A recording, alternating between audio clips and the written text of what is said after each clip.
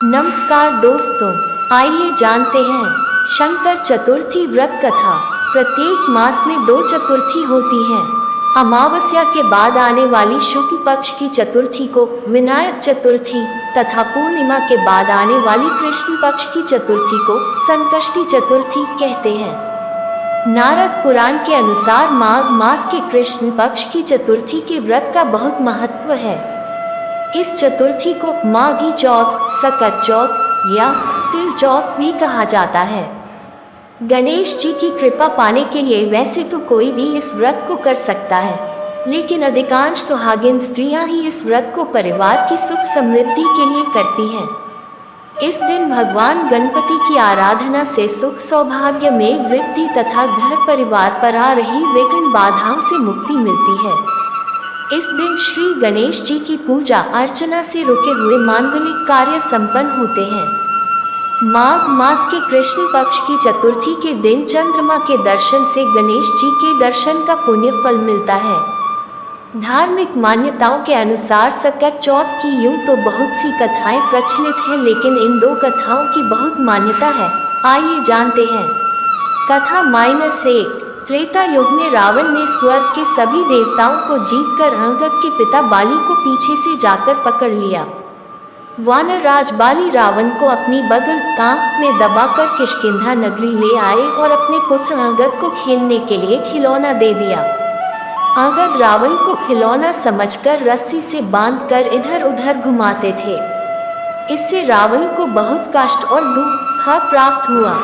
रावण ने ही मन से अपने पितामह पुलस्त्य जी को याद किया। रावण की इस दशा को देखकर पुलस्त्य ने विचारा कि उसकी ये दशा क्यों हुई। अभिमान हो जाने पर देव, मनुष्य, असुर सभी की यही गति होती है। पुलस्त्य ऋषि ने रावण से पूछा, तुमने मुझे क्यों याद किया है? रावण बोला, पितामह मैं बहुत दुखी हूँ। यह नगरवासी मुझे धिक्कारते हैं, अब आप मेरी रक्षा करें। रावण के ऐसे वचनों को सुनकर पुलस्त्य बोले, पुत्र तुम डरो नहीं, तुम इस बंधन से जल्दी मुक्त होगे। पुलस्त्य ने कहा कि तुम विघ्न विनाशक गणेश जी का स्मरण करके व्रत करो।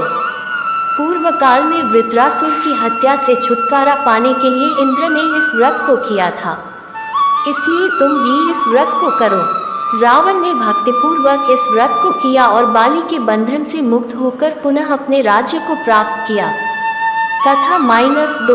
पौराणिक मान्यता के अनुसार एक बार देवों के देव महादेव ने शिवजी ने कार्तिकेय व गणेश जी से पूछा कि तुम में से कौन देवताओं के कष्टों का निवारण कर सकता है। तब कार्तिकेय व गणेश जी दोनों ने ही स्वयं को इस कार्य के लिए सक्षम बताया।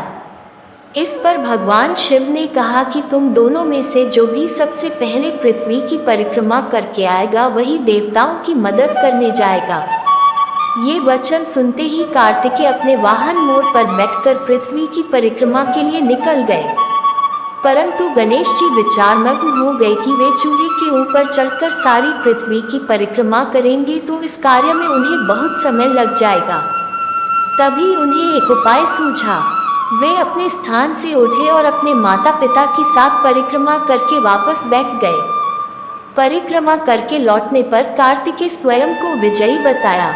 शिवजी ने गणेश जी से पृथ्वी की परिक्रमा न करने का कारण पूछा।